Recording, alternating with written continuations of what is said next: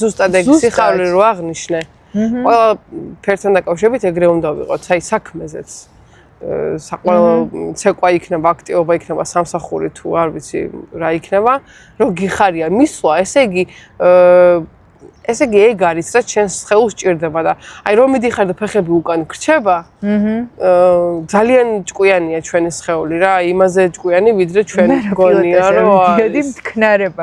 მეძინება და ლანჩის დროს დავდიოდი და აი 2 საათზე არ ვიცი ძილი ისე მერეო და რა ხო არ გერგება მე არ გერგება და იძულებაში ხარ და არ ვიცი ალბათ კორტიზოლიც იმატებს, იმიტომ რომ არ გიხარია და აი თითქოს ღილაკზე იყო რომ პილატესის დღე შუა დღეს უნდა მეძინება და ძლივს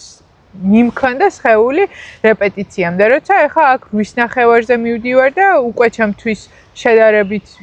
გვიან არის იმ თვალსაზრისით რომ შეიძლება მაგ დროსაც უკვე მეძინებოდეს მაგრამ პირიქით აღტაცებული ვარ რა აქედან გამომდინარე აი მართლა მოусმინეთ სხეულს დააკვირდით თქვენ ბავშვობას და მოზარდობას რას აკეთებდით და შეიძლება იდეალური გამოსავალი იყოს როგორ გახდეთ ფიზიკურად აქტიურები ვიდრე რომ ყველამ იოგაზე ვიაროთ იმიტომ რომ იოგა არის კარგი და ესეთი ხო არ შეიძლება რამე დისციპლინა ყველას მოსაწონეყს მე მაგალითად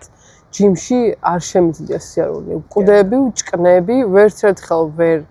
გავაგრძელე, აი ერთი თვე დავაძალე ჩემ თავს და ნუ აი რაღაცა მგონია რომ გალიაში ვარ და აი ამ იმაზე სარბენბილებზე დავდივარ და სიმძიმეს წევროცა მირჩევნია რომ 10 კილომეტრი დავარტყა